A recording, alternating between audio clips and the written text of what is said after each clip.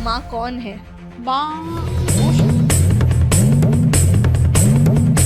वो शक्ति है जिसने सबको जन्म दिया, चाहे वो ब्रह्मा, चाहे वो विष्णु, चाहे वो महेश। किसी भी जीव जंतु को जीने के लिए एक शक्ति चाहिए थी। शक्ति के बिना शिव भी शव है। नवरात्रि रात्रि में ही क्यों मनाते हैं? ये रात का क्या सिग्निफिकेंस है? रात्रि काल के अंदर सभी ऊंचाई बहुत तेजी से गमन करती हैं। तंत्र क्रियाएं देख लो, अधिकतर रात्रि में होती हैं। नेगेटिव एनर्जीज रात्रि में होती हैं। यही कारण है कि पॉजिटिव एनर्जी भी रात्रि में बहुत उग्र होती हैं। आप दिन में किसी एक पार्ट को कीजिए और रात्रि में उसी पार्ट को कीजिए तो उसकी ऊर्जा बहुत तेज हो जाती है। कौन लोग हैं तंत्र के उपासक? तंत्र कोई भी कर सकता है। तंत्र के द्वारा आप दुनिया में कुछ भी कर सकते हो, लेकिन ऐसे मंत्र पढ़ने पर क्या सच में हमारे पास लक्ष्मी आ जाएगी? जब भी कोई मंत्र, यंत्र, तंत्र और योग किया जाता है तो उसके लिए नमो नमो दुर्गे सुख करनी, नमो नमो अम्बे दुखरनी, निराकार है ज्योति तुम्हारी, तीन लोक फैली उजियारी। जब जब हम चालीसा के दौरान माता की बखान करते हैं तो वो ऑरा हमारी बॉडी में क्रिएट होता है। तो चालीसा का पाठ अगर कोई व्यक्ति करता है तो ये माता आने का क्या मतलब होता है? देवी अपने आप में बहुत विशाल है। उनकी ऊर्जा किसी को संभालना संभव नहीं है। कई बार ऐसा होता है किसी के अंदर कोई नेगेटिव एनर्जी भी होती है तो उसकी भी हाजिरी होती है, वो भी इसी तरीके से करती है। ये नहीं कहती कि सभी लोग पाखंड करते हैं, लेकिन कई बार ऐसी चीजें भी होती हैं। जैसे मैजिक का मिसयूज हो जाता है, वैसे तंत्र का भी अब मार्केट में मिसयूज होने लग गया है। मेरे पास अभी एक रिसेंटली केस था, उसमें एक लड़के पे तंत्र करके with in 15 to 20 days marriage कर ली गई। उसने उससे शादी करी, सब कुछ हो गया। अब जब उसके तंत्र का टाइम नहीं रहा ना, तो जय माता दी, आप सभी का स्वागत है नवरात्रि स्पेशल एपिसोड में। अगर आप 2025 के नवरात्रि का पूर्ण आभास करना चाहते हैं, अगर आप माँ की एनर्जी को पूरी तरीके से फील करना चाहते हैं, तो ये पॉडकास्ट आपके लिए है। नवरात्रि क्यों मनाते हैं, कैसे मनाते हैं? भारत देश में अलग अलग प्रांतों में अलग अलग तरीकों से नवरात्रि का सेलिब्रेशन होता है। तो क्या सिर्फ गरबा ही, या फिर दुर्गा पूजा ही, या फिर कंजक पूजा ही नवरात्रि होती है? नवरात्रि का असली सिग्निफिकेंस क्या है? नवरात्रि पूजन की सही विधि क्या है? आप सभी का स्वागत है एक नवरात्रि स्पेशल एपिसोड में, जो हम कर रहे हैं with the most humble and knowledgeable astrologer Mrs Vasudha Sharma Kapoor, जो कि एक एस्ट्रोलॉजर हैं, जो कि माँ की उपासक हैं और जो तंत्र के थ्रू भी लोगों की हीलिंग करती हैं। आपने सुना मैंने तंत्र शब्द का इस्तेमाल किया? जी हाँ। तो इस कॉन्वर्सेशन की एंड में ना हमने तंत्र, काला जादू, नज़र पे भी बहुत सारी इंटरेस्टिंग कॉन्वर्सेशन की है। तो अगर आपने ये पॉडकास्ट शुरू तो कर दिया मगर एंड तक नहीं देखा है तो you will miss on to a lot of things. इसलिए now I will let you soak in the entire conversation. Please put your earplugs together for most interesting and spiritual conversation.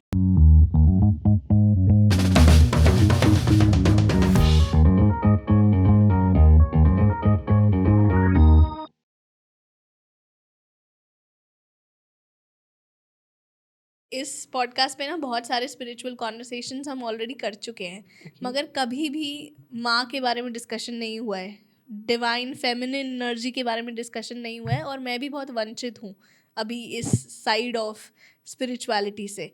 तो मैं यहाँ पे आज एक सीकर माइंडसेट के साथ बैठूँगी, उत्सुक हूँ जानने के लिए, सीखने के लिए आपसे। और वैसे तो भगवान को किसी जेंडर फॉर्म में ढालना सही नहीं है, वो तो निराकार है और वो हर जगह है। मगर ये भी भगवान की लीला है कि वो अलग अलग रूपों में आकर हमें कुछ ना कुछ सिखाना चाहते हैं। और शुरुआत करने से पहले ही बता दूँ, मेरी नॉलेज सिर्फ इतनी है कि माँ लक्ष्मी होती है, माँ दुर्गा होती है, माँ सरस्वती होती है, एक वेल्थ रिप्रेजेंट करती है, एक स्ट्रेंथ एंड करेज रिप्रेजेंट करती है, एक नॉलेज एंड विजडम रिप्रेजेंट करती है। मैं इस बेसिक माइंडसेट के साथ यहाँ बैठी हूँ। मेरी इंटेंशन ये है कि जो लोग बेसिक नॉलेज के साथ बैठे हैं उन्हें माँ के रूपों का कोई आभास नहीं है, या फिर नवरात्रि के बारे में जो बिल्कुल भी नहीं जानते हैं, हम बेसिक से कॉन्वर्सेशन करेंगे और शुरुआत करेंगे। तो पहला सवाल आपसे यही रहेगा कि माँ कौन है, माँ क्या है? माँ वो शक्ति है जिसने सबको जन्म दिया, चाहे वो ब्रह्मा, चाहे वो विष्णु, चाहे वो महेश। अच्छा। आदि शक्ति का प्रकृति रूप इन्हीं से सब कुछ निकल के बना। अगर देखा जाए तो ब्रह्मा विष्णु महेश के कोई पिता नहीं है। हम्म, और जिस शक्ति से ये बने, किसी भी जीव को, जंतु को, सबको जीने के लिए एक शक्ति चाहिए थी। और वो शक्ति आप जैसे समझेंगे कि शक्ति अपने आप में ही एक स्त्रीलिंग है। हम्म, और वो शक्ति स्वरूपा आदि शक्ति भवानी है, जिसे हम परम ब्रह्मा कहते हैं, जिसे हम प्रकृति बोलते हैं, जिसे हम विश्व रूपा कहते हैं। आप किसी भी नाम से ले सकते हैं, लेकिन सब कुछ इन्हीं के अंतर्निहित है। वाह। अगर आप महाभागवत पढ़ेंगे, देवी पुराण पढ़ेंगे, तो उसमें साक्षात लिखा है कि इन्हीं शक्तियों ने अपने अपने स्वरूप से देवताओं को जन्म दिया। इन्हीं शक्तियों ने उन देवताओं के साथ अर्धांगिनी बनकर साथ निभाया। इसी शक्ति ने, माँ की इसी प्रकृति शक्ति ने ब्रह्मा विष्णु और महेश की परीक्षा ली। अच्छा। परीक्षा लेने के लिए माँ आपको डराती भी है, धमकाती भी है, समझाती भी है। और जिन लोगों के दिमाग में ये है कि देवी कभी किसी की परीक्षा नहीं लेती, तो मैं ये आपको बता दूं कि एक पड़ाव परीक्षा का ज़रूर आता है। अदरवाइज बिना एग्ज़ाम के तो क्लास में भी पास नहीं करते, तो कैसे आप शक्ति की आराधना में आगे बढ़ सकते हो। जब भगवान ब्रह्मा जी ने शक्ति की आराधना करी, तो उनके एक एक मुख से हर तरफ आदि शक्ति उनको डराने लगी और वो भागे। तब आदि शक्ति ने कहा, आप मुझसे डर गए, ठीक है, लेकिन आपने मेरी आराधना की, मैं अपनी एक शक्ति के अंश से आपके साथ गायत्री स्वरूप में अर्धांगिनी बन के रहूँगी। अगर देखा जाए तो हर व्यक्ति के अंदर वही शक्ति है, क्योंकि वो ही पुरुष है, वही स्त्री है, वही जीव है, वही जंत है। उसके बिना, शक्ति के बिना शिव भी शव हैं। अरे वाह। भगवान शिव ही एक ऐसे थे तीनों देवों में जो शक्ति की इस परीक्षा को समझ गए थे और ध्यान मग्न रहे। उन्होंने अपनी आंखें नहीं खोली। तब शक्ति बहुत प्रसन्न हुई, प्रकृति बहुत प्रसन्न हुई, आदि शक्ति। उन्होंने कहा, मैं आपसे बहुत खुश हूँ, आप मांगिए, आप क्या मांगना चाहते हैं। तो उन्होंने कहा, मैं आपको अर्धांगिनी स्वरूप में पाना चाहता हूँ। तब देवी की ही ये लीला थी। उन्होंने कहा, आप एक बार नहीं, मुझे 2 बार अर्धांगिनी स्वरूप में पाएंगे। एक बार मैं सती स्वरूप में आऊँगी, जब राजा दक्ष के यहाँ जन्म लूँगी, और उसके बाद जब मैं अपने शरीर को खत्म करूँगी, तब जनहित के लिए 52 शक्तिपीठों की स्थापना होगी। अच्छा। और फिर मैं पुनः आपके जीवन में अर्धांगिनी के रूप में आऊँगी, जो कभी नहीं जाएगी। तब मैं गौरी और पार्वती का स्वरूप लूँगी। यही स्वरूप माँ के आगे आगे नवरात्रों में पूजे जाते हैं। नवरात्रों में अगर देखा जाए तो देवी के अलग अलग स्वरूपों की पूजा होती है, लेकिन सभी एक ही हैं। आगे बढ़ने से पहले नवरात्रों में देखा जाए तो, मगर क्योंकि हम बेसिक कॉन्वर्सेशन कर रहे हैं, तो नवरात्रे आखिरकार हम मनाते क्यों हैं? क्या सिग्निफिकेंस है नवरात्रों का? देखिए, देवी के इन 9 दिनों में शक्ति ने हमें जीवन के हर पड़ाव से चलना दिखाया। अगर देखा जाए तो साल में 4 बार नवरात्रि आती है, 2 बार गुप्त नवरात्रि आती है और 2 बार ये दीप्त, जो सबको पता है कि एक चैत्र मास के नवरात्रे आएंगे जब संवत्सर बदलेगा, नया साल होगा शुरू, और एक शारदीय नवरात्रे आएंगे। उसके अलावा भी 2 बार गुप्त नवरात्रे आते हैं। तो जो चैत्र मास के और शारदीय नवरात्रे होते हैं, उसमें देवी के पार्वती स्वरूप की पूरे जीवन की व्याख्या होती है। अच्छा। पहले नवरात्रे को माता शैलपुत्री की पूजा होती है, जब माँ पार्वती ने हिमावन के यहाँ पुत्री स्वरूप में जन्म लिया। क्योंकि ये शैल पर्वतराज की पुत्री थी, इसलिए इन्हें शैलजा भी कहा गया। अच्छा। तो सबसे पहला जो स्वरूप आता है पहले नवरात्रे का, वो बाल स्वरूप की पूजा होती है। और देवी का इसमें माना जाता है कि देवी बिल्कुल अभी जन्मी हैं और बिल्कुल छोटी सी हैं। इस समय पर पहले नवरात्रे से जब हम शुरुआत करते हैं, हमें घट स्थापना करनी चाहिए, देवी के मंत्रों का जाप करना चाहिए, पूजा करनी चाहिए, और साथ ही साथ जिस दिन देवी को दूध से बनी हुई चीज़ें अर्पित अवश्य करनी चाहिए। अब बहुत सारे लोग क्या करते हैं, 9 दिन में तो बहुत पूजा करते हैं, लेकिन अपने घर की स्त्री, अपने घर की बच्ची, उसके बारे में नहीं सोचते। अगर आप पूरा साल उस शक्ति, उस स्त्री स्वरूप की पूजा करोगे तो 9 दिन में देवी ऑटोमेटिकली आपसे खुश हो जाएगी। तो पहले दिन तो आप ये उपाय कर सकते हैं कि अगर आपको चाहिए कि आप माँ को खुश करें, तो अगर आपके घर में ही कोई कंजका है तो उसको दूध या दूध से बनी हुई चीज़ें ज़रूर ऑफर करनी चाहिए, आपको ज़रूर उनको देना चाहिए। और यही सोचना चाहिए पूजा करते समय कि आज मैं शैलजा की ही पूजा कर रहा हूँ। और जब भी हम इनकी पूजा करते हैं तो ये हमें जीवन में सौम्यता प्रदान करती हैं। एक छोटा बच्चा होता है ना, निश्चल मन होता है उसका, तो आपके पापों को मुक्त करती हैं। पहले नवरात्रे में पूजा करने से आपके मन की मलिनता को ख़त्म करती हैं। इनोसेंस है ना, इनोसेंस है। तो बहुत इम्पोर्टेंस है देवी के पहले स्वरूप की पूजा, और इसी दिन से व्रत और पूजा का प्रारंभ भी होता है। तो पहले नवरात्रि पे आपको ये सब जरूर करना चाहिए। और इसमें देवी वृषभ पे सवार दिखाई देती हैं, आपको श्वेत वर्ण के वस्त्र पहने हुए, बहुत ही खूबसूरत सी एक कोमल कन्या के स्वरूप में आपको नजर आएंगी देवी शैलपुत्री। अब दूसरा नवरात्र आता है। अब देवी की थोड़ी अवस्था बढ़ी जी। अब बच्चा बड़ा होके पढ़ने के लिए चला गया। तब उस समय जब तप योग ये सारी पढ़ाई, तो भगवान नारद के कहने पर माता ने ब्रह्मचारिणी स्वरूप में शिव को पाने के लिए तपस्या आरंभ कर दी। अब ये दूसरा नवरात्रा जो है ये तपस्या को और साथ ही साथ हमारे जीवन को आगे के रास्ते पे चलने के लिए परिपक्व करता है। यानी कि अगर मैं कहूँ कि जैसे एक स्टूडेंट को तैयार किया जाता है ना कि आपने आगे ये अचीव करना है, ये आपका पाथवे रहेगा, कोचिंग शुरू कर दी। यहाँ से आपकी कोचिंग शुरू हो गई। यहाँ से शक्ति ने शिव को पाने के लिए आराधना शुरू कर दी।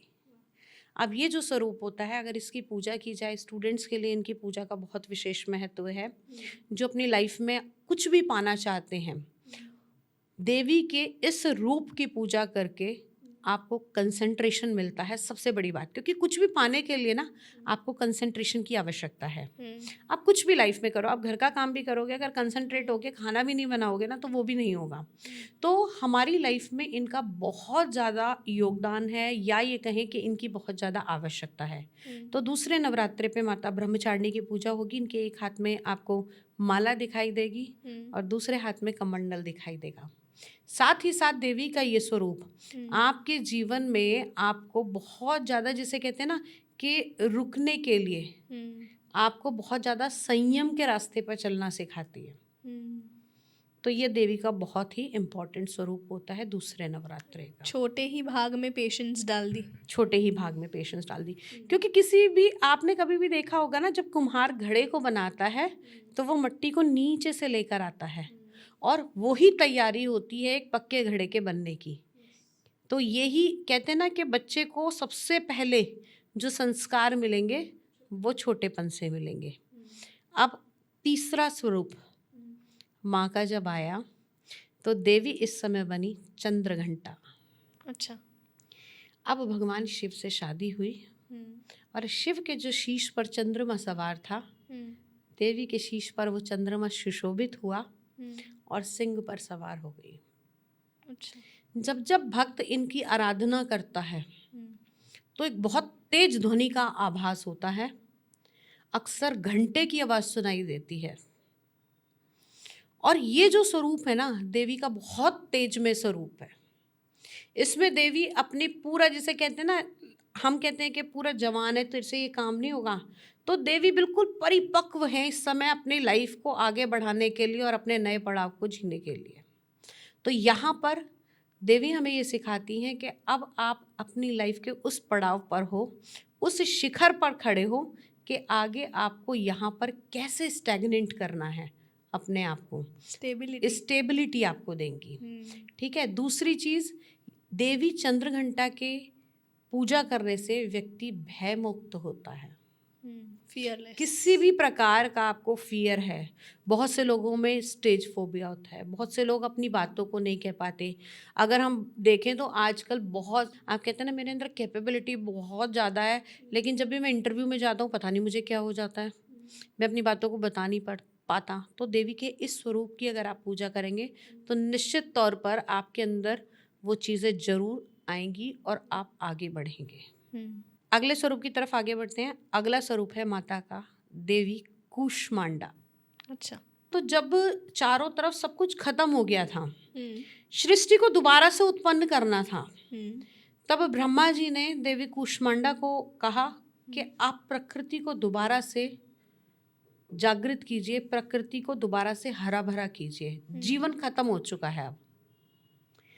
तब अपने कमंडल से जल निकालकर मंद मुस्कान में देवी ने जैसे ही वो जल को चारों तरफ फेंका तो प्रकृति और सारा कुछ वापस से वैसे ही लहर आ गया जैसे पहले था। देवी कूष्मांडा को जो बोला जाता है, ये कहा जाता है कि ये कुमड़े की बलि लेती हैं। कुमड़ा क्या होता है? सीताफल, जिसे आप पंपकिन कहते हैं, पीला सीताफल, वो इनको बहुत प्रिय है और हमेशा बड़ी ही मंद मुस्कान में दिखाई देती हैं आपको। अच्छा। इनकी खूबसूरती इनकी मुस्कान में ही होती है और ये किसी को भी मोह लेती हैं। तो अगर कोई मोहन करना चाहता है, किसी को अट्रैक्ट करना चाहता है, तो वो इनकी पूजा करके इजीली वो काम कर सकता है। वाह। और ये सृष्टि को दोबारा से बनाने वाली हैं देवी कूष्मांडा। तो सृजन की शक्ति इनके अंदर बहुत अच्छी होती है।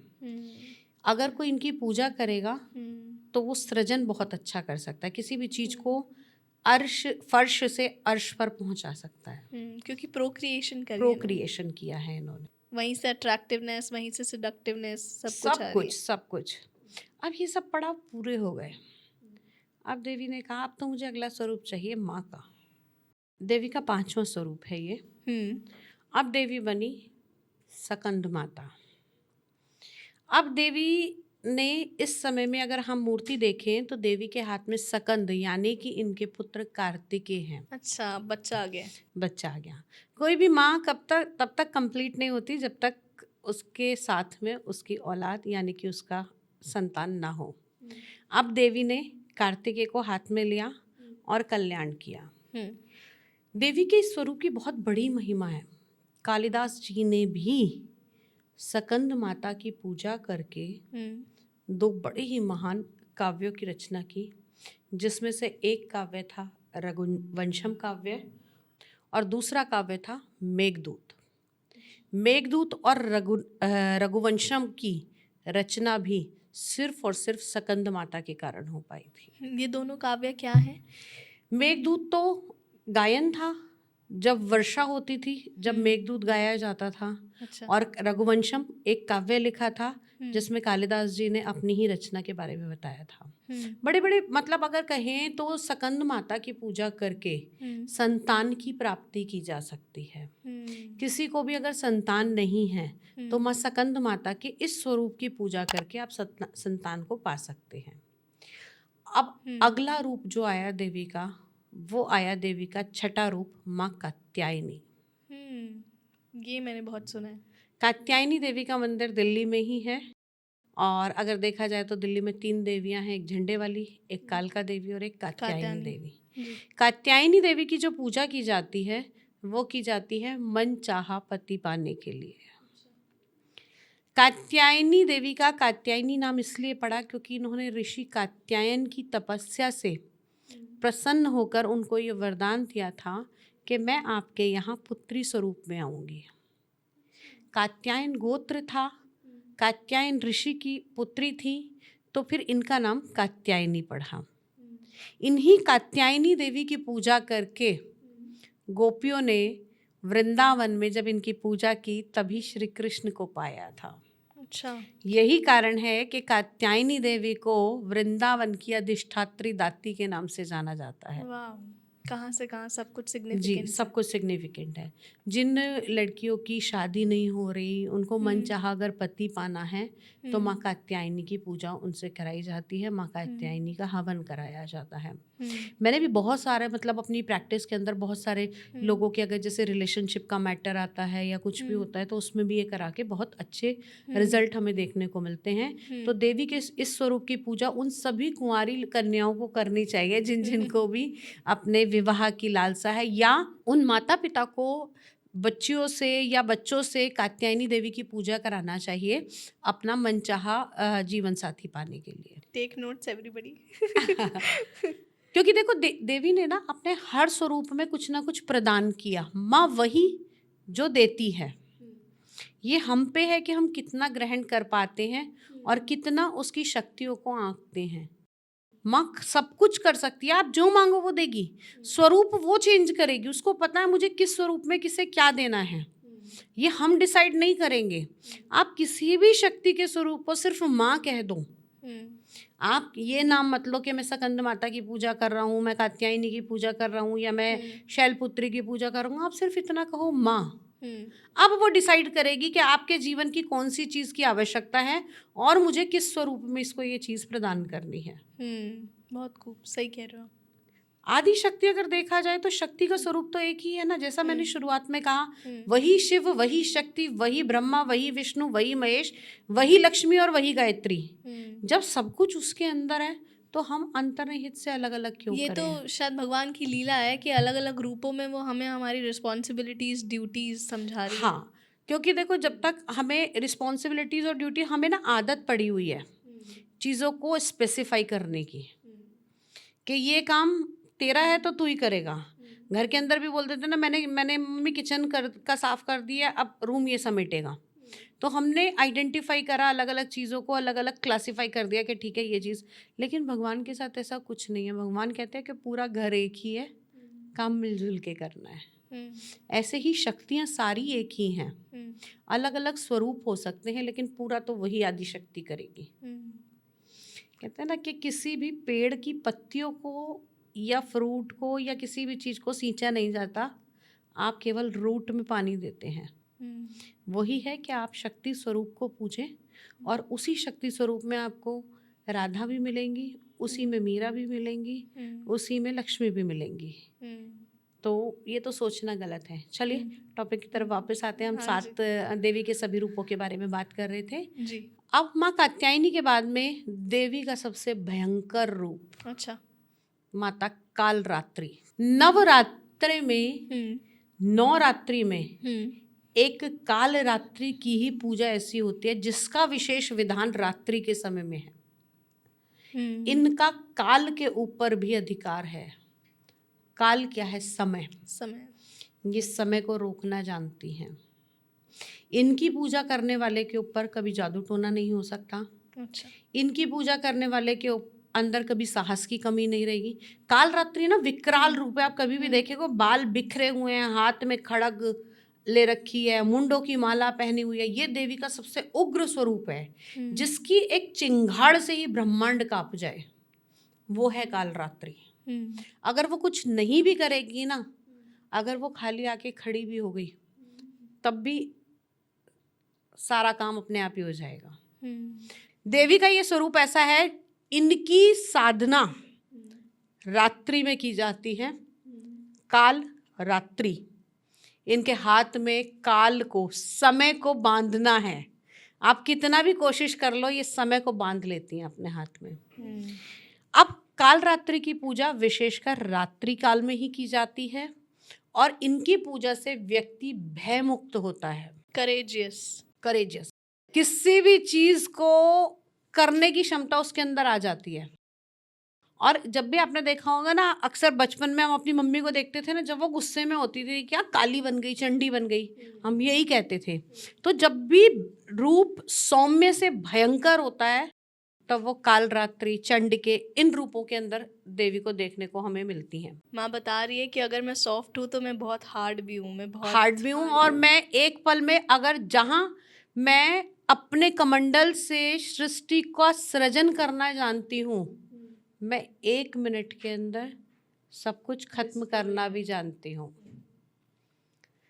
इनके पास इतनी शक्ति है माँ काली की, अगर हम बात करें कि जिनको ब्रह्मांड में कोई रोक नहीं पाया, स्वयं शिव को उनके चरणों में आके लेटना पड़ा, तब जाके काली शांत हुई। कोई स्टोरी है आपके पास माँ कालरात्रि की? माँ कालरात्रि की देखो ऐसे विशेष स्टोरी नहीं है, लेकिन माँ काली का ही स्वरूप है। जी। माँ काली की ही पूजा कालरात्रि के रूप में होती है। और ये तो सबको पता है कि माँ काली को रोक पाना, जब रक्त बीज का संहार किया, रण में खूब लड़ी, उसके बाद में सबको ये लग रहा था कि अब तो सृष्टि को खत्म कर देंगी। चारों तरफ जब हाहाकार मचने लगा, सारे देवता घबरा गए कि एक एक करके तो सबको नष्ट कर रही हैं। तब जो उनके सामने जाता देवी उसको खत्म कर देती। तब भगवान सबके सब इकट्ठे होके भगवान शिव के पास पहुंचे कि प्रभु, या तो आप शक्ति को शांत करो, माँ काली को शांत करो, नहीं तो ये तो सब कुछ सृष्टि को समाप्त कर देंगी। तब शिव को भी रोकना उनके लिए शिव जी को भी उन्हें रोकना संभव नहीं हो रहा था। और अंत में क्या करे, वो उनके चरणों में जाके लेट गए। समर्पण, तेरी शक्ति के आगे मैंने किया समर्पण।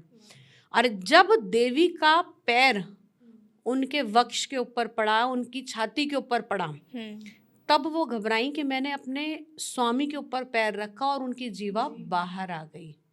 लोग कहते हैं कि काली का रूप सबसे उग्र है, लेकिन जब वो शांत हुई, जो उनकी प्रतिमा शिव चरणों में है, वो देवी के शांत स्वरूप की प्रतिमा है। लोग कहते हैं ना कि काली की पूजा नहीं करनी चाहिए, गृहस्थ वालों को नहीं करनी चाहिए। तो गृहस्थ में आप जहाँ शिवजी माँ काली के चरणों में हैं, आप उस प्रतिमा की पूजा कीजिए, क्योंकि वो रूप जो है उसमें उग्रता भी है और उसमें शांति भी है। वो सब कुछ धीरे धीरे करके उन्होंने सब कुछ शांत कर दिया था और खुद भी शांत हो गई थी। तो वो आपको लड़ना भी सिखाएंगी और वो आपको शांत होना भी सिखाएंगी। तो माँ काली की आराधना तो करनी चाहिए, कम से कम आज की लड़कियों को तो ज़रूर करनी चाहिए, क्योंकि आज समाज ऐसा हो गया, यहाँ आपको अपने लिए खुद लड़ना है, और उस लड़ने के लिए आपके अंदर काली का होना बहुत आवश्यक है। अगर बात की जाए तो काली हम सब में है। शक्ति, मैं आपसे जो बोल रही हूँ, मैं ये हाथ हिला रही हूँ, ये क्या है? ये शक्ति है, और यही शक्ति हमारे अंदर निहित है काली के रूप में।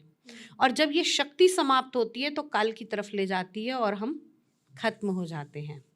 बिना शक्ति के शिव भी शव कहलाते हैं। जब तक शक्ति की वो ई नहीं लगती, तब तक शिव भी पूरे नहीं हो पाते। बहुत खूबसूरत इंटरप्रिटेशन है। तो माँ कालरात्रि के बाद अगला स्वरूप आता है देवी का महागौरी। उन्होंने कहा, जहाँ मैं काली हूँ वहाँ मुझसे खूबसूरत कोई नहीं है। गौर वर्ण, शांत स्वभाव, एकाग्रचित मन, मुख पर मुस्कान, वाह, ये गौरी, जिसे हम पार्वती स्वरूप में पूजते हैं। यहाँ पर माँ का शरीर इतना खूबसूरत है क्योंकि इन्हें गौरांग कहा गया था। इनका शरीर गोरा होने की वजह से इन्हें गौरी के रूप में पूजा जाता है। सफ़ेद वस्त्रों में माँ इस समय दिखाई देती हैं, बड़ी खूबसूरत दिखाई देती हैं। तो एक कहते हैं ना कि जब इंसान सारी चीज़ों को पा लेता है तो वो एकदम शांत होता है और बहुत खूबसूरती सब कुछ दिखाई देती है। तो ये 8वां स्वरूप जो आपको रिद्धि, सिद्धि, धन, मान, यश, कीर्ति, आपके घर के अंदर समृद्धि, विद्या, बुद्धि, ये सब देने वाली है माँ का गौरी स्वरूप। यही कारण है कि 8वें दिन जब पूजा समापन की जाती है तो माँ गौरी की पूजा की जाती है और 8 कंजकाओं का भोग लगाया जाता है।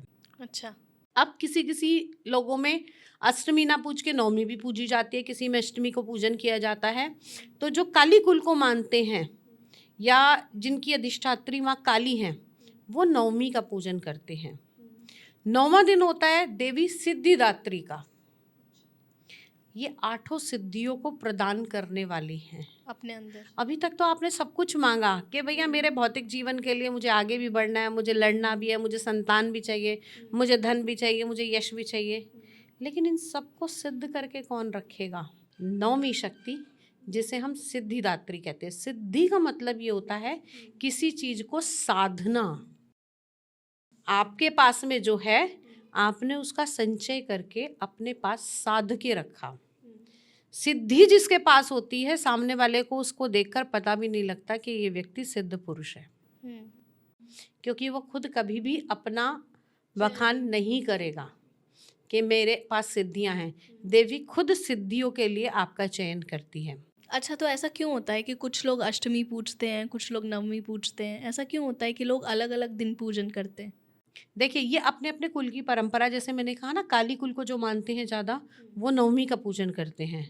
और जो माँ वैष्णो देवी को मानते हैं, माँ झंडे वाली को मानते हैं, और भी अलग अलग, कोई माँ शीतला को मानता है, देवी के अलग अलग स्वरूपों को मानते हैं, वो ज़्यादातर अष्टमी करते हैं। तो अष्टमी और नवमी का दो ही मतलब दिन पूजा की जाती है। जब हम कहते हैं कि आज हमने नवरात्रों का समापन कर दिया, लेकिन नवरात्रों का समापन कभी भी नवमी के दिन सुबह नहीं होता। नवरात्रि, हाँ। जब 9 दिन की रात्रि समाप्त हो जाती है, तब नवरात्रि का समापन होता है। देवी के पूजन का विधान जो बताया है, वो 9वें दिन का भी बताया है।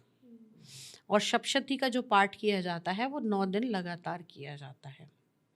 चाहे आप अष्टमी का पूजन कर रहे हैं, चाहे आप नवमी का पूजन कर रहे हैं। सप्तशती पर भी आएंगे, बट अभी आपने इतनी खूबसूरत तरीके से नवदुर्गा के सारे रूपों को समझाया ना, बहुत मज़ा आया। बट आपकी बात सुनने के बाद ना मुझे रियलाइज़ हुआ कि इसमें तो सारे आश्रम कवर हो गए।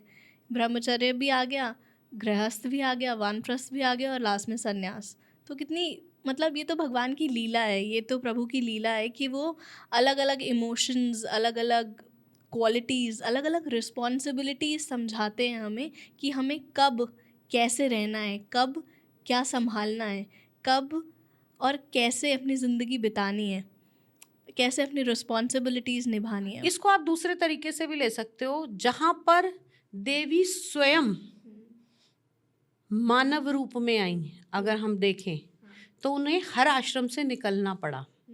चाहती तो वो देवी थी ना, एक पल में कुछ भी कर सकती थी, तो वो क्यों तपस्या करती? शिव का मिलना तो पहले से ही निर्धारित था, लेकिन उन्होंने दिखाया कि मुझे किसी चीज़ को अगर पाना है तो मुझे उसके लिए तपस्या करनी पड़ेगी। तो हर चीज़ को पाने के लिए कुछ ना कुछ करना पड़ता है, ये देवी ने दर्शाया। और हमारा मार्ग, जैसे हम कहते हैं ना कि श्री राम जी ने जब आए तब जीवन को, सारी चीज़ों को उन्होंने जीना सिखाया कि आपको अच्छा पुत्र भी बनना पड़ेगा, अच्छा पति भी बनना पड़ेगा, अच्छा भाई भी बनना पड़ेगा। ऐसे ही देवी ने सिखाया कि आपको जीवन का हर पड़ाव पूरा करना पड़ेगा। जहाँ मैं शांत हूँ, वहाँ मैं उग्र भी हूँ। मैं जिंदगी देना जानती हूँ, एक संतान को पैदा करना जानती हूँ, तो अगर संतान उद्दंड हो जाए, क्योंकि अगर देखें तो महिषासुर, वो भी तो संतान देवी की ही थी, लेकिन उद्दंड हुआ, गलत रास्ता चयन किया।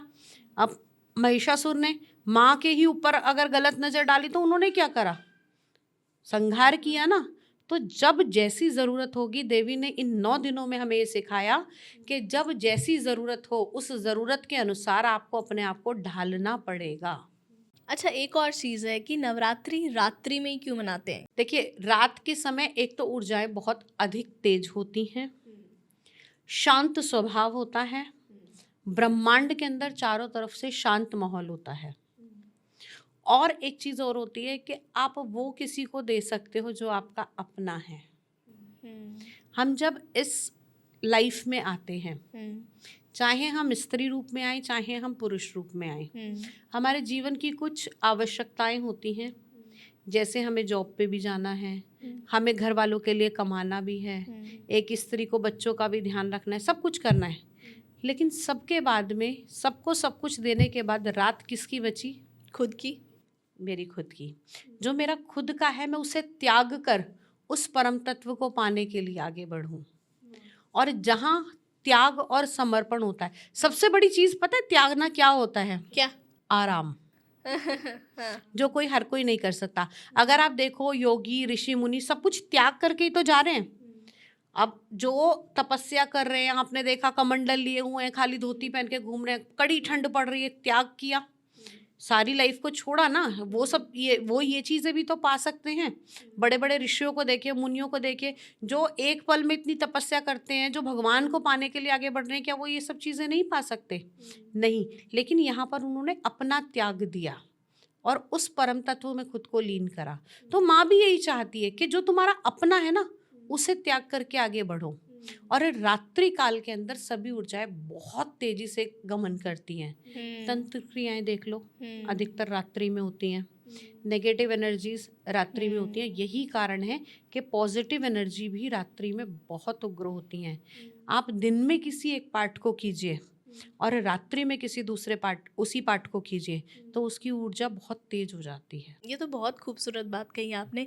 मगर पता है, आपका पॉडकास्ट रिसर्च कर रही थी, जब मैं तैयारी कर रही थी, तो मेरे को एक बहुत ही खूबसूरत बात पता चली कि सामवेद में ऐसा लिखा है कि जितनी भी कलाएं हैं ना, चाहे वो नाट्य शास्त्र है, चाहे वो संगीत है, चाहे वो नृत्य है, वो सब रात्रि में रात्रि करते में हैं। होती है। इसलिए जो माँ के जगराते हैं वो भी रात में होते हैं, क्योंकि माँ ऐसा चाहती है कि अगर किसी को उन्हें प्रसन्न भी करना है ना, तो वो रात्रि में करे। इसलिए मैं रिलेट कर पा रही थी कि जितने भी इवेंट्स होते हैं, कॉन्सर्ट्स होते हैं, वो रात में क्यों होते हैं। अब मैं आपको बताती हूँ, अगर हम इसमें एस्ट्रोलॉजी की तरफ जाते हैं ना, रात्रि में मून, हमारे मन पे अधिकार किसका होता है? चंद्रमा का। तो रात्रि में सबसे ज़्यादा हम कंसंट्रेट कर पाते हैं, कंसंट्रेशन पावर बहुत होती है, हमारा ध्यान इधर उधर नहीं भटकता, हमारा मन इधर उधर नहीं भटकता। नहीं तो आप क्या देखोगे, लोग पूजा पाठ में लगे हुए हैं, अरे गेट पे कोई आया है गेट खोल दें, अरे यहाँ से झाड़ू ढंग से नहीं लगाई, फिर अपने पूजा में लग गए। तो वो एक कंसंट्रेशन पावर नहीं बन पा रही। रात्रि में जब सब कुछ शांत है ना, तो आप और परमात्मा, उसके बीच में कोई दूसरा नहीं होता। इसलिए शायद नवरात्रि ही नहीं, शिवरात्रि और जन्माष्टमी, होलिका दहन, ये सारे तिथियाँ, ये सारे फेस्टिवल्स रात में मनाए जाते हैं। रात्रि में ही होते हैं। आपको पता है, मुझे अभी तक ऐसा लगता था कि नवरात्रि ना गुजरात या कोलकाता में ही धूमधाम से मनाई जाती है। असम में भी मनाई जाती है माँ कामाख्या देवी टेम्पल पे, बट मुझे ऐसा लगता था गुजरात में गरबा होता है, कोलकाता में दुर्गा पूजा होती है, तो वहाँ ज़्यादा धूमधाम से सेलिब्रेशन होती है। बट फिर मुझे रियलाइज़ हुआ कि नहीं यार, हम भी नॉर्थ में अलग तरीके से मनाते हैं, मगर उपवास रखते हैं, कंजक पूजन करते हैं, मगर हमारा भी तरीका अलग है।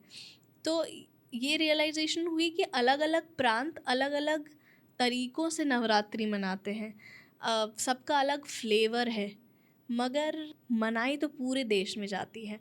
और जब ये बात रियलाइज़ हुई तो एक खूबसूरत चीज़ मुझे पता चली कि भारत देश की जितनी भी सिटीज़ हैं ना, ऑलमोस्ट, नॉट जितनी भी, भारत देश की काफ़ी सारी सिटीज़ माँ के नाम पे आधारित हैं। देखो, इसमें आपने जैसे कहा ना, सिटीज़ हैं भारत देश में, ना केवल भारत में बल्कि नेपाल, आसाम, सब जगह देवी के जहाँ जहाँ अंग गिरे थे वहाँ वहाँ देवी के कुछ शक्तिपीठ बने और उन पीठों के आधार पर भी उन जगहों का नाम रखा गया। जैसे कि कोलकाता काली माँ के नाम पे है, अम्बाला अम्बा देवी के नाम पे है, कोलकाता में माँ का अंगूठा गिरा था। और पता चला मंगलुरु, जो कर्नाटक का एक शहर है, वो मुंबा देवी के के नाम नाम पे है। और जो उरु शब्द है वो कन्नड़ में शायद घर और होता घर है, तो वो मुंबा देवी का घर है। और ये सब जानना मेरे लिए बहुत एनलाइटनिंग था कि दिल्ली भी किसी एक ज़माने में योगीपुरा कहलाया जाता था, क्योंकि यहाँ पे योगिनी टेम्पल योगिनी टेम्पल्स हैं। और आप देखोगे तो आज जो 100 रुपीज़ का नोट है उसके ऊपर 64 योगिनी टेम्पल वाह, बना हुआ है। अच्छा, ये नहीं पता था मुझे। वो आप उठा के देखिए, न्यू नोट के ऊपर योगिनी टेम्पल आपको देखने के लिए मिलेगा। देवी की योगिनी शक्तियाँ बहुत बहुत बहुत प्रबल हैं। देवी को पाना तो बहुत बाद की सीढ़ी है, पहले अगर इन योगिनियों को ही सिद्ध कर लिया जाए तो वो ही बहुत बड़ी बात है। वो उस मिनिस्ट्री के उस लेवल तक पहुंचने ही नहीं देंगी, माँ के उस लेवल तक पहुंचने ही नहीं देंगी, बड़े सारे एग्जाम आपके लेंगी, तब जाके आप वहाँ पहुँचोगे। जैसे भारत देश में अलग अलग प्रांत में, अलग अलग सिटीज़ में अलग अलग तरीके से नवरात्रि मनाई जाती है ना? तो कोई तो एक प्रमाणिक तरीका होगा नवरात्रि के पूजन का, क्या सही विधि है? देखिए, नवरात्रि का पूजन वैसे तो आप विधि विधान करेंगे तो बहुत बड़ा है, लेकिन सादे में सदा समाये, तो आप सादे तरीके से माँ की अर्चना कीजिए। आप चौकी पे माँ को बैठाइए जी, लाल कपड़ा बांधिए, माँ को बैठाइए, अक्षत रखिए माँ के आगे, और साथ ही साथ इसमें जो विशेष महत्व रहता है वो रहता है कलश स्थापना का। अच्छा, एक मिट्टी का आपको कलश लेना है, उसके नीचे चावल रख के उसके ऊपर मिट्टी का कलश रखना है, उसमें पानी के अंदर एक हल्दी की गांठ, एक चांदी का सिक्का ये डालकर, और फिर उसके ऊपर आम के 5 पत्ते रखकर, फिर एक नारियल में मोली बांधकर कुछ दक्षिणा रखकर उसके ऊपर स्थापित किया जाता है। अच्छा, ये होती है कलश स्थापना। बहुत से लोग ऐसे होते हैं जो कहते हैं हमारे यहाँ कलश स्थापना नहीं होती, और कलश को अगर हम पहली बार स्थापना करना चाहते हैं तो हम क्या करें, और इसके बाद में हमें नारियल का क्या करना चाहिए, तो वो भी आपको बता देती हूँ। कलश के अंदर जो हम जल भरेंगे, उस जल को आप अपने पूरे घर में छिड़काव कर सकते हैं। बाद में उस जल को अपने ही घर के पौधे के अंदर आपको डालना चाहिए। सिक्का और हल्दी की गांठ उठाकर अपने पास रख लीजिए। सिक्का लाल कपड़े में बांधकर अपने तिजोरी के अंदर रख दीजिए, और हल्दी की गांठ आपको मंदिर में रख देनी है। ये तो हुआ कलश स्थापना करना और उसके सामान का इस्तेमाल करना। उसके अलावा बहुत सारे ऐसे लोग हैं जो देवी का अखंड दीपक जलाते हैं। 9 दिन तक देवी की अखंड ज्योत जलाई जाती है। यदि आप किसी कारणवश अखंड ज्योत नहीं जला सकते और आपके लिए पॉसिबल नहीं है, क्योंकि काम लोगों को अपनी जॉब पर जाना होता है, बहुत सारी रिस्पॉन्सिबिलिटीज़ होती हैं, क्योंकि अगर आप अखंड ज्योत जलाएंगे तो आप उसको छोड़कर भी नहीं जाएंगे, एक व्यक्ति ज़रूर होना चाहिए। तो अगर किसी कारणवश आप अखंड ज्योत नहीं जला सकते हैं तो सुबह और शाम दोनों समय आपको पूजा करनी चाहिए, और साथ ही साथ आप दुर्गा सप्तशती का अर्गला, कवच, कीलक, इनका पाठ आपको करना चाहिए और स्तोत्र का पाठ करना चाहिए। साथ में डेली जब आप पूजा करेंगे, पूजा के पहले दिन ही माँ को धूप, दीप, पुष्प इत्यादि अर्पित करेंगे। साथ में बनाया जाता है एक प्रसाद जिसे हम पंचमेवा अर्पित करते हैं। अच्छा।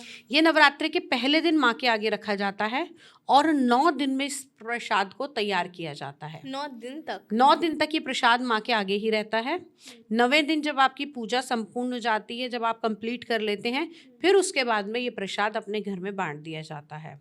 बहुत से लोग कीर्तन में भी रखते हैं इस प्रसाद को, बहुत से लोग घर में बांटते हैं, तो ये आप कर सकते हैं। विशेष महत्व जो रहता है इन 9 दिनों में, वो देवी के श्रृंगार का रहता है।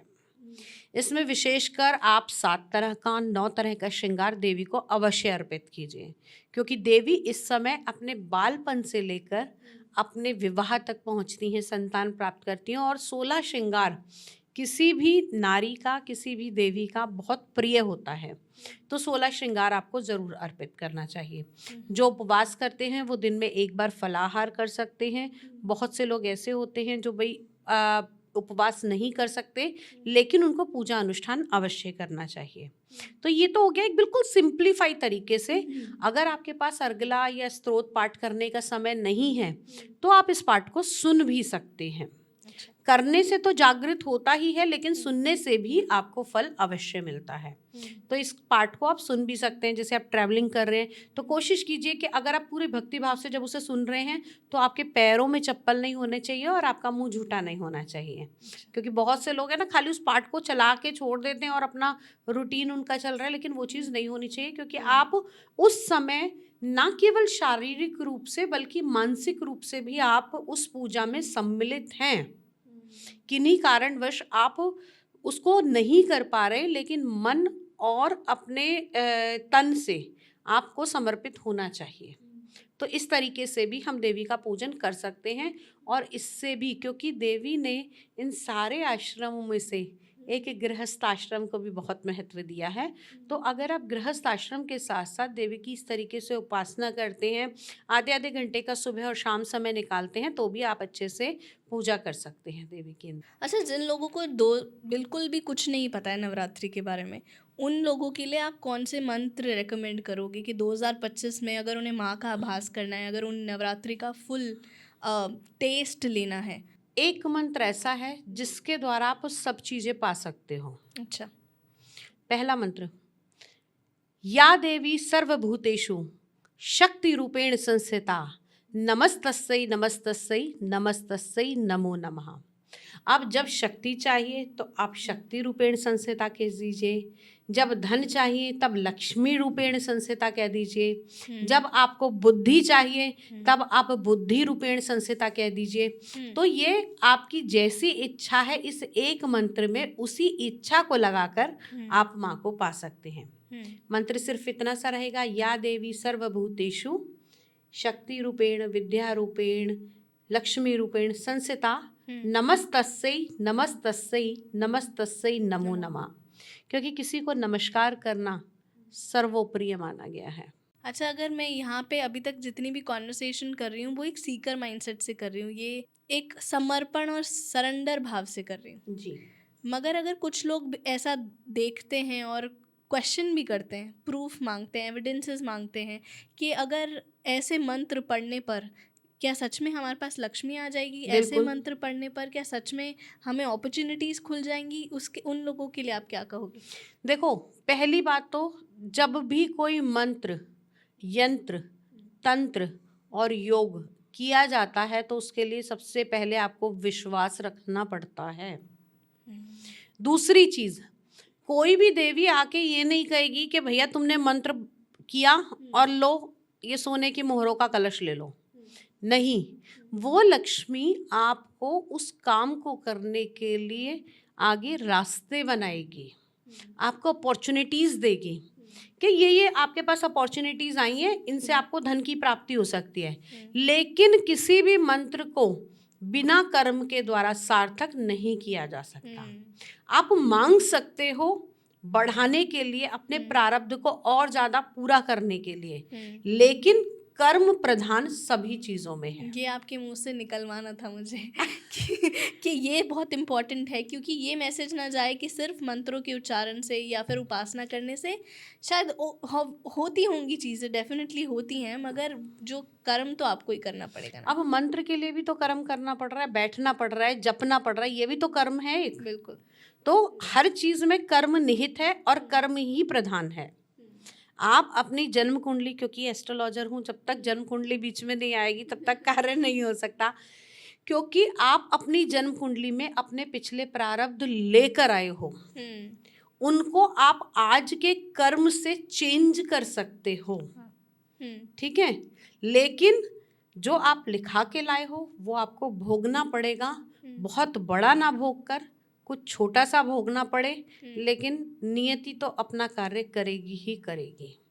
और ये मैं सदैव कहती हूँ, आप कर्मों से चीजों को चेंज कर सकते हो, कम या ज्यादा कर सकते हो, लेकिन खत्म नहीं कर सकते, टाल नहीं सकते। नियति अपना कार्य जरूर करती है, क्योंकि आप ये सब लिखा के लाए हो, ये आपका एक बैंक बैलेंस बन रहा है जिसके अंदर जो आपकी सेविंग है उसको आप घटा बढ़ा सकते हो, लेकिन बैलेंस तो शो करेगी। आपने तंत्र की बात की जी, तो जब हम माँ दुर्गा की बात करते हैं, माँ के कुछ ऐसे स्वरूप भी हैं जो तंत्र से जुड़े हुए हैं। हाँ, उस पे जाने से पहले तो ये क्लैरिफाई कर दो कि अगर किसी लेमैन को समझना हो कि तंत्र का मतलब क्या है, क्योंकि अभी तक हम इतना जानते हैं कि तंत्र सब सुनते ही हम डर जाते हैं, हमारे दिमाग में नेगेटिव एनर्जी आती है, क्योंकि उसकी ना छवि ऐसी बना दी गई है। तंत्र मोक्ष का मार्ग है। भगवान शिव ने माँ काली को सिखाया। जी, सबसे बड़े अघोरी कपाली भगवान शिव हैं जी, जिन्होंने इसे तंत्र को दिया। क्या वो खराब हो सकता है? कभी नहीं हो सकता, सदैव यही बात कहती हूँ। लेकिन इस तंत्र को प्रस्तुत करने का तरीका गलत रहा। गुप्त नवरात्रों में देवी के उग्र स्वरूपों की पूजा की जाती है। इन स्वरूपों को पूजने के लिए, जैसे अगर हम कहें तो इसमें दशम महाविद्या की पूजा की जाती है। इसमें 9 स्वरूप की नहीं, 10 स्वरूपों की पूजा की जाती है, और ये 10 के 10 स्वरूप बहुत तेजवान और बहुत उग्र हैं, जिसकी शुरुआत ही माँ काली से होती है। और काली अपने आप में बहुत बहुत बहुत कुछ है। काली को कह पाना, काली को समझ पाना और काली को सुन पाना नामुमकिन है। मैं तो जब काली की बात करती हूँ तो शायद कहते हैं ना कि एक रोंगटे खड़े करने वाली परिस्थिति होती है। मुझे ऐसा माँ का आभास होता है। और माँ काली की पूजा इसमें की जाती है। इसमें माँ भैरवी की पूजा की जाती है, माँ त्रिपुर सुंदरी की पूजा की जाती है, माता छिंद मस्तिका की पूजा की जाती है, माता धूमावती की पूजा की जाती है।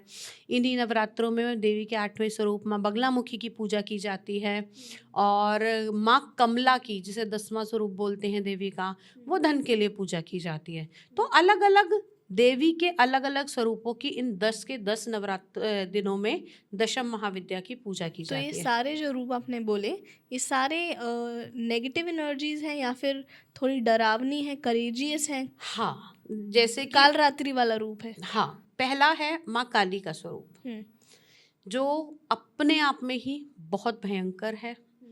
माँ काली के स्वरूप को पूजा करने के लिए बड़ी सावधानियां भी बरतनी पड़ती हैं।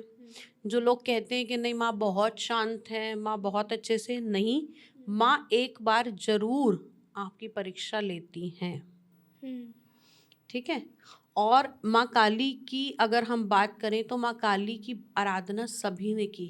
स्वयं हनुमान जी ने गुहे काली की पूजा की थी। जब सूर्यदेव की पुत्री से सूर्यदेव ने अपनी पुत्री से उनका विवाह कराया था, तब उन्होंने महाकाली की ही शक्ति को सिद्ध करने के लिए ये पूजा की थी। अब माँ काली की पूजा अर्चना राम और रावण ने भी की थी गुह काली के रूप में। तो अगर देखा जाए तो माँ काली का स्वरूप बहुत ही अनन्य है। इनसे आप किसी भी प्रकार की नेगेटिविटी को ख़त्म कर सकते हैं, किसी भी पावर को एक्टिवेट कर सकते हैं। देवी की जो 64 योगिनी शक्ति हैं वो माँ काली के अधीन आती हैं। डाकिनी, शाकिनी, शंखनी, भूतनी, पिशाचिनी, ये सभी माँ के अंतर्गत आती हैं। और ये सभी, जैसे अगर कहें ना कि ये सभी माँ की सेविकाओं के रूप में होती हैं। तो सबसे पहले हमें इन्हीं के पास पहुंचना पड़ता है, फिर ये आपकी योग्यता को आंकती है। शुरू में डराएंगी भी, बहकाएंगी भी, अलग अलग तरीके से आपकी परीक्षा लेती है। तो इन स्वरूपों की लोग पूजा एक्चुअली करते क्यों हैं? देखिए, जो सिद्धियां पाना चाहते हैं वो ज़्यादातर इनकी पूजा करते हैं, लेकिन जो गृहस्थ जीवन में है वो सिर्फ भक्ति मार्ग के लिए इनकी पूजा करते हैं। तो आपने अपने लाइफ में रियल लाइफ एग्जांपल्स देखे हैं ऐसे लोगों के? जैसे आप तंत्र में इन्वॉल्व हो, तो आप तो गृहस्थ जीवन में हो, तो मैं समझना चाह रही हूँ कि कौन लोग हैं तंत्र के उपासक और उसका पर्पस क्या है? देखो, जैसे तंत्र कोई भी कर सकता है। तंत्र एक विधि है। तंत्र केवल वो नहीं है कि आप नरमुंडों की माला पहन रहे हो, शमशान में जा रहे हो तो ही तंत्र है। तंत्र एक विधि है। जिस प्रकार हम हवन करते हैं, हवन में कुछ विशेष भोग दिए जाते हैं, तो वो भी एक तरीका है। तो तंत्र के केवल तरीके हैं, चाहे वो अगर हम कहें कि कुछ सात्विक है और कुछ तामसिक है। मैं पूर्णतः सात्विक करती हूँ, सात्विक तरीके से ही पूजा करती हूँ, मैं तामसिक नहीं करती। अगर हम ग्रंथों की बात करें, जैसे आप दुर्गा सप्तशती की बात कर रही थी, या फिर दुर्गा चालीसा होता है, दुर्गा स्तोत्र होता है, तो ये इनके बारे में थोड़ा थोड़ा बताओ। चालीसा और स्तोत्र में क्या फ़र्क होता है और ये कब करने चाहिए? देखो, स्तोत्र का पाठ जो किया जाता है वो सब नहीं करते। दुर्गा चालीसा सब करते हैं। जैसे कहते हैं कि चालीसा में माँ के अलग अलग रूप में उनकी महिमा का बखान किया जाता है। और जब हम माँ की महिमा का बखान करते हैं ना, तो वो एनर्जी हम फील करते हैं, वो ऑरा हमारे अंदर क्रिएट होता है।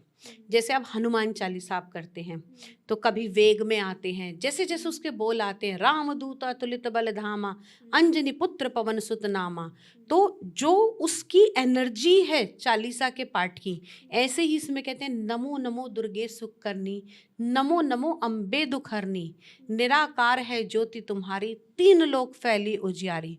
तो यहाँ माँ के सौम्य स्वरूपों का है कि आपको नमस्कार है, आप निराकार हो, आप सभी जगह व्याप्त हो। तो जब जब हम चालीसा के दौरान माता की अलग अलग जिसे हम कहें कि अलग अलग तस्वीरों का बखान करते हैं, तो वो ऑरा हमारी बॉडी में क्रिएट होता है और वो वाइब्स हमें मिलती हैं हमेशा। तो चालीसा का पाठ, या अगर मैं कहूँ स्तोत्र का पाठ अगर कोई व्यक्ति करता है तो वैसे ही उसे परेशानियां नहीं आती। अच्छा। नीचे बहुत सारे लोगों का कमेंट होता है कि हम तो इतने साल से कर रहे हैं ये, लेकिन हमारे तो लाइफ में बहुत सारी परेशानियां आ रही हैं। तो भाई, आपके प्रारब्ध ऐसे थे, भक्ति आपके लिए लिखी थी, तब आप कर पा रहे हो। नहीं तो कई बार तो ऐसा होता है, माया के अंदर इतना फंसा देती हैं कि आपके लिए भक्ति भी नहीं हो पाती। अगर आपके पास कष्ट आ रहे हैं ना, तो समझो हम भगवान के सबसे ज्यादा नजदीक हैं। क्यों नजदीक है? क्योंकि आदमी हमेशा दुख में ही याद करता है, सुख में बहुत कम लोग होंगे जो याद करते होंगे। और कहते हैं ना, दुख में सुमरन सब करें, सुख में करे ना कोई, जो सुख में सुमरन करे, दुख काहे को होए। तो दुख के समय पे हम सबसे ज़्यादा भगवान के करीब पहुँचते हैं। और जब भगवान को लगता है ना कि हाँ अब ये बहुत ज़्यादा नज़दीक आ गया, चलो अब इसे सब कुछ दे दो, तो हमें क्या लगता है, हम गए, भगवान ने हमारी मुराद पूरी कर दी, हमने वो मन्नत पूरी करके हम आ गए। फिर हम क्या कहते हैं, हमने तो अपनी मन्नत पूरी कर ली थी, लेकिन बाद में वहाँ जाना छोड़ दिया जिसने आपकी मन्नत पूरी करी। सही कह तो उसने क्या करा, आपका हिसाब पूरा करा, उसके बाद में अपना पीछा छुड़ा लिया। असली भक्ति तो वो है कि कष्ट में भी रहकर उसको याद करा जाए और कष्ट के बाद में भी उसको याद किया जाए। शुक्राना हर कोई नहीं करता, वो आवश्यक है। आपको माता का आभास कैसे होता है? मैं बचपन से ही इन सभी चीज़ों के अंदर हूँ। मेरे पिताजी बहुत पूजा पाठ करते हैं, हमारे घर के अंदर बहुत पूजा पाठ होती थी, विवाह से पहले भी। तो जैसे कहते हैं ना, चमत्कार को नमस्कार, मैंने जीवन में ही ये चमत्कार देखी है जब बालपन था मेरा। अच्छा। उस समय पर मेहंदीपुर धाम में देखा कि कैसे नेगेटिव एनर्जीज होती हैं, कैसे हटती हैं, वो सब कुछ देखा। माँ काली की साधना बचपन से ही देखी। हमारी जो कुल देवी है वो स्वयं माँ कालिका है। तो कहते हैं ना कि जिस पर कुल देवी का आशीर्वाद होता है और जो अपने कुल की रक्षा करती है, तो शुरू से ही रुझान उनकी तरफ रहा। और कहते हैं कि एक बीज का रोपण सबसे पहले होता है, जब वो बाद में बहुत बड़ा वृक्ष हो जाता है तब उस बीज को सब भूल जाते हैं, लेकिन इस बीज का रोपण बचपन में ही हो गया था। इन सब चीज़ों में आती गई, फिर बहुत अच्छे प्रोफेशन में गई, मेडिकल लाइन में, जहाँ पर इन सब चीज़ों को कोई मानता नहीं है लेकिन विश्वास था। मैंने कभी सच बोलूं तो कोई चालीसा पढ़कर याद नहीं करी। मेरे घर में मेरी दादी करती थी, वो जैसे जैसे बोलती थी केवल श्रवण मात्र से ही वो हमारे को याद हो गई थी। मुझे बात करनी है शक्तिपीठों की। इतने सारे शक्तिपीठ हैं when it comes to India, Bharat देश में बहुत प्रचलित हैं। शक्तिपीठ जो बने थे, जब भगवान शिव की माँ सती से शादी हुई थी तो राजा दक्ष के बाद में राजा दक्ष के यहाँ एक हवन हुआ, सभी को बुलाया गया उस हवन में, लेकिन भगवान शिव को नहीं बुलाया गया क्योंकि राजा दक्ष जो थे वो शिव जी को पसंद नहीं करते थे। अच्छा। कि मैं एक महाराजा और ये तो जंगलों में भटकने वाला योगी भस्म लगा के घूमता है, पता नहीं तुमने क्या चुना इसके अंदर। तो उन्होंने उन्हें आमंत्रित नहीं किया लेकिन सबको आमंत्रित किया। तो माँ सती बहुत ज़्यादा, मतलब अपने मन में सती को ये लगा, हम भी कहते हैं ना कि मेरा तो पेरेंटल हाउस है, वो मेरे को कोई अड़चन थोड़ी है जाने में। तो उन्होंने कहा कि मैं जाऊंगी शिव जी से। तो शिव जी ने कहा कि हमारे यहाँ आमंत्रण नहीं आया है और आप मत जाइए। तो उन्होंने कहा नहीं, वो मेरे पिताजी का घर है, उस पर मेरा अधिकार है, तो मैं वहाँ ज़रूर जाऊंगी। जब वहाँ माँ सती पहुँची तो राजा दक्ष ने उनका बहुत ज़्यादा अनादर किया और कहा कि आपको तो बुलाया ही नहीं था, वो कपाली है, वो ढोंगी है, वो ऐसा है वैसा है, मतलब भगवान शिव का बहुत ज़्यादा अपमान किया। इन अपमान के शब्दों को माँ सती से सहा नहीं गया और उन्होंने वहीं उसी हवन कुंड में अपने आप को भस्मीभूत कर लिया। जब वो जल ही रही थी, क्योंकि शिव बहुत प्रेम करते थे, सबसे पहली लव स्टोरी शिव और पार्वती की है इस ब्रह्मांड में। तो शिव जी ने जब देखा कि वहाँ पर वो भस्मीभूत हो रही हैं, वो अध जली हालत में उन्हें लेकर अपने कंधे पे पूरे ब्रह्मांड में भटकने लगे। जल जल के उनके जहाँ जहाँ शरीर का जो हिस्सा गिरा वहाँ वहाँ देवी का एक शक्तिपीठ स्थापित हो गया। खूबसूरत। और जैसे अगर हम बात करें, जहाँ देवी की जीभ गिरी वहाँ वो ज्वाला जी बन गई, जहाँ देवी की योनि गिरी वहाँ पर वो माँ कामाख्या बन गई, जहाँ देवी के पैर का नखून गिरा वहाँ शक्ति तारापीठ कलकत्ता में बन गया। तो देवी के जहाँ जहाँ स्थान पे जिस जिस जगह अंग गिरे वहाँ उन्हें अपना एक शक्तिपीठ स्थापित कर दिया। और हर शक्तिपीठ का अलग अपना एक महत्व है, ना केवल भारत में बल्कि भारत के बाहर भी अगर हम देखें तो देवी के शक्तिपीठ हैं। अभी तो अलग अलग हुआ, लेकिन पहले जैसे जो था तो वो अलग अलग जगह देवी के अलग अलग शक्तिपीठ हैं और उनकी अलग अलग जगह पूजा होती है। जैसे अब लोग कहते हैं कि ज्वाला जी में लोग जाके देखते हैं कि वहाँ कहीं भी पानी डालो ज्वाला अपने आप निकल जाती है, कभी ज्वाला बुझती नहीं है। कामाख्या शक्तिपीठ तंत्र के लिए बहुत विख्यात है क्योंकि वो योनि स्वरूप है। अगर देखा जाए तो वो योनि ही उद्गम का स्थान है, वहाँ तंत्र होता है और बहुत अच्छा होता है। आसाम में बहुत अच्छा होता है। और ऐसा नहीं है कि एक ही देवी के रूप में तंत्र है, देवी के हर स्वरूप में तंत्र है। आप किस विधि को अनुसरण करते हैं। अब माँ बगलामुखी की मैं बात करूं, देवी का 8वां स्वरूप है। ये स्तंभन की देवी मानी जाती हैं। अगर देखा जाए तो इनके स्तंभन माने किसी भी चीज को रोक देना, काल की शक्ति को रोक देना, आपकी जीवा पे रोक लगा देना, इनके पास वो पावर है, वो सारे ब्रह्मांड को एक रोक सकती है वहीं के वहीं, जो जैसा है वो हिलेगा नहीं। माँ बगलामुखी की मैं खुद उपासक हूँ, मैं खुद पीठ से जिसे कहते हैं कि दीक्षित हूँ, तो मैं माँ की अर्चना करती हूँ और मुझे रोटी देने वाली माँ बगलामुखी है और बहुत अटैच्ड हूँ माँ काली, माँ बगलामुखी देवी के सभी रूप सर्वोप्रिय हैं। माँ तारा की साधना करी, माँ नील सरस्वती की साधना करी, जिसे आप मातंगी स्वरूप में पूछते हैं, तो देवी के अलग अलग स्वरूप अलग अलग आपको एक्सपीरियंसेस देंगे लाइफ के। उन एक्सपीरियंसेस को संभालना भी, पूजा और सिद्धि करना आसान है, उस सिद्धि को साध के रखना बहुत मुश्किल है। सही बात है। क्योंकि जब वो सिद्धि दिमाग पर चढ़ती है ना, तो ऐसी खुमारी देती है कि आदमी फिर आउट ऑफ द वे हो जाता है। तो ठीक है, जमीन से जुड़ कर रहिए। अगर आप कुछ साधना कर भी रहे हैं, आप उसकी शक्ति को अगर महसूस भी कर रहे हैं, तो सामने वाले को पता नहीं लगना चाहिए कि आपके ऊपर वो ब्लेसिंग है। खूबसूरत। जब जरूरत पड़े तब आप उनका आवाहन कीजिए या तब उनको बुलाइए। अच्छा, ये पूछना है मुझे, ये माता आने का क्या मतलब होता है? माता आ गई है किसी में। देखिए, मैं जितना समझती हूँ जी। कि देवी इतनी विशाल है, इतनी बड़ी हैं, क्या वो किसी के शरीर में आ सकती हैं? और ये मानव शरीर है। हाँ, एक कण मात्र किसी योगिनी शक्ति का हो सकता है, जो आपको लगता है। बहुत सारे लोग ऐसे हैं जो पीछे भी बड़ा कंट्रोवर्शियल रहा, बहुत सारे लोगों के कमेंट भी आए। मेरा एक जगह मैंने बोला था कि देवी ऐसे किसी के शरीर में नहीं आती, तो बहुत सारे लोगों ने मेरे को बोला कि आती हैं, आप वहाँ जाके देखिए, आप वहाँ जाके देखिए। मैं किसी पर्टिकुलर स्टेट का नाम नहीं लूँगी, लेकिन मैं एक चीज़ आपसे ये पूछना चाहूँगी कि देवी अपने आप में बहुत बहुत विशाल है। उनकी ऊर्जा किसी को संभालना संभव नहीं है। उनकी एक कला भी कोई नहीं संभाल सकता। तो मानव शरीर जिसके अंदर सिर्फ 2.5 कला होती है, अच्छा, क्या वो इतनी कलाओं को संभाल सकता? नहीं।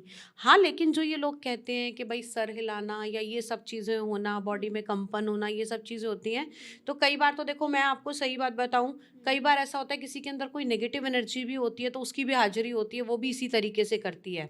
और मेरे साथ ऐसे कई केसेस में वो भी हुआ है जहाँ पर थी तो नेगेटिव एनर्जी, लेकिन वो चीख के ऐसे प्रदर्शित करती थी कि मेरे अंदर माता ही है।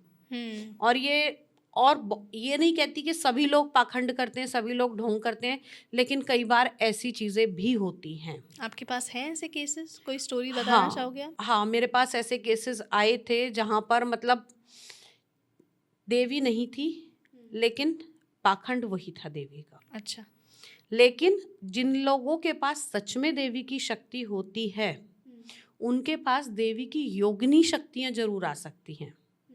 योगिनी शक्तियाँ काम जरूर करती हैं, वो बताती हैं कि ये चीज़ ऐसे, ये चीज़ ऐसे, ये सब होता है, लेकिन देवी साक्षात किसी के शरीर में नहीं आ सकती। तो मैं समझना चाहूँगी, जैसे आप बोल रहे हो कि आप हीलिंग करते हो थ्रू तंत्र, तो आप उसको समझाओगे कि कैसे करते हो, क्या प्रोसेस रहता है? क्योंकि पास्ट लाइफ हमने एक एपिसोड किया था, तो तब मैंने इस बात को बैठकर समझा कि पास्ट लाइफ के थ्रू भी हीलिंग होती है, ट्रॉमास के थ्रू, ट्रॉमास से बाहर निकाला जाता है, क्योंकि जो है। चीज़ हम पीछे छोड़ आते हैं, क्योंकि मैं भी पास्ट लाइफ रिग्रेशन करती हूँ।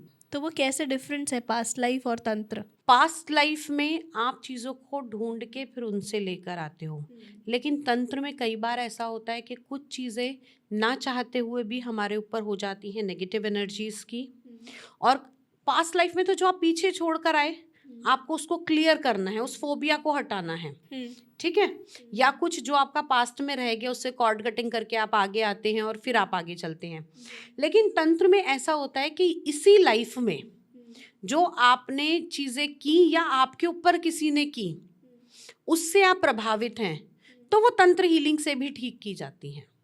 तो आप ये कह रहे हो जो नजर लगना होता है या जो काला जादू होता है, वो तंत्र के थ्रू हीलिंग भी होता है? हाँ, तंत्र के थ्रू हीलिंग में होता है। इसमें हम बहुत सारे मंत्र होते हैं, जिसमें अपना बंधन करना सिखाती हूँ, जिसके अंदर चीज़ों को काटना सिखाती हूँ, और ये शाबर मंत्र और वैदिक मंत्र दोनों के साथ में होता है।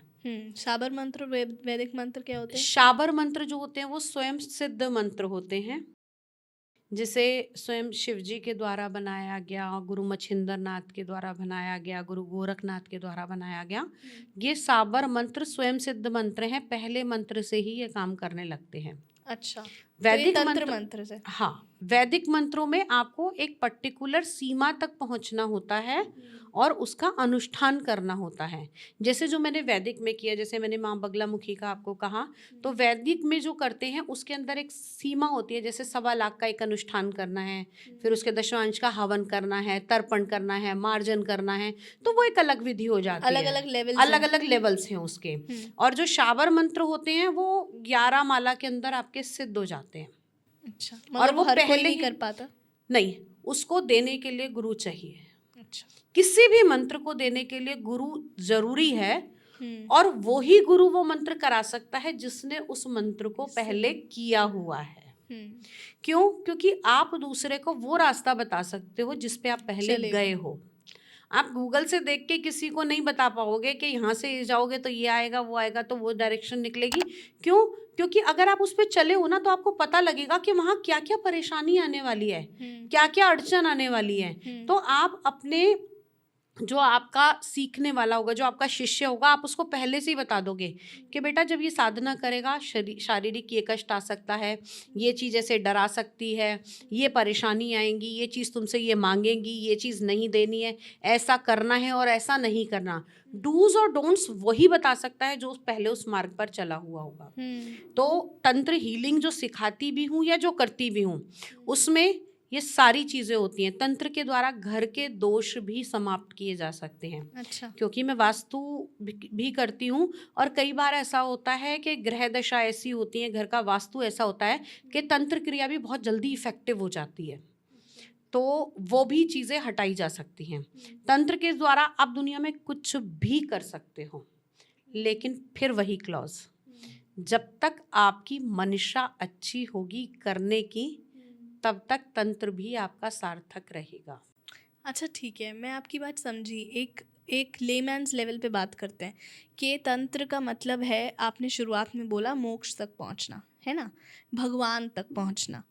और शायद ह्यूमन लाइफ का भी पर्पस यही है कि हम हर जन्म में humanly qualities, godly qualities human form में इम्बाइब करें और गॉड तक पहुँचे, चाहे हमें कितनी लाइफ टाइम्स मिले, मगर हमारा पर्पस ऑफ यही लाइफ है to develop love and compassion and godly qualities, एकदम स्वच्छ हो जाना। और उसका एक मार्ग है तंत्र, जो मैं समझी अभी तक, अगर लेमैन्स में मैं ब्रेक डाउन करने की कोशिश कर रही हूँ। अब जब वो एक मार्ग तंत्र है, तो इस जैसे मैजिक का मिसयूज़ हो जाता है, वैसे तंत्र का भी अब मार्केट में मिसयूज़ होने लग गया है सोसाइटी में, बहुत ज़्यादा। और उस मिसयूज़ को हम कहते हैं कि अगर हम किसी का कुछ भी बुरा चाहते हैं तो हम उन टेक्निक्स के थ्रू उसके ऊपर वो बुरा इम्बाइब कर देते हैं। अभी आप मुझे प्री टॉक में एक एग्जांपल दे रहे थे, वो आप शेयर करना चाहोगे? कि लोग अपने बच्चों पे भी करवा देते हैं तंत्र। हाँ, घर में लेडीज करवाती हैं तंत्र, बहुत सारी जगह। एक्चुअली एक बात बताओ, तंत्र करेगा कौन? जो बहुत ही सिद्धि जिसको है इस कला, इस विद्या की कला है। और करवाएगा कौन? जिसको कोई पर्पस है, जो इनसिक्योरिटी है, हाँ, जो नेगेटिव इमोशन से डील कर रहा है। जो चीज आप नहीं पा पाए, उसको पाने के लिए आप तंत्र का अगर दूसरे को डिमीन कर रहे हो, ठीक है, मगर तो ये गलत यूज हुआ ना। हाँ, तो फिर ये एंटी नहीं पड़ सकता है। अब मैं बताती हूँ कि अगर आपने किसी के गलत के लिए यूज किया, मेरे पास अभी एक रिसेंटली केस था, उसमें तंत्र के द्वारा एक लड़के पे तंत्र करके विदिन 15 to 20 डेज मैरिज कर ली गई। अच्छा, ठीक है, और वो लड़का मान भी गया, जबकि वो किसी दूसरे के लव में था।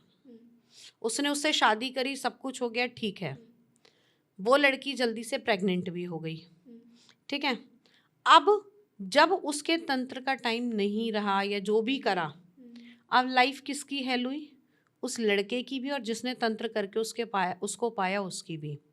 क्यों? ना तो अब वो उससे अटैच है, ना उसको प्यार करता है, दोनों शादी के बंधन में हैं, लेकिन कहीं ना कहीं जो एक प्रेम चाहिए था उसको, या जो एक जिसे हम कहें कि एक दूसरे के प्रति समर्पण, प्रेम, आदर, सम्मान जो चाहिए था, वो तो कहीं है ही नहीं ना। Just only paper work relation रह गया।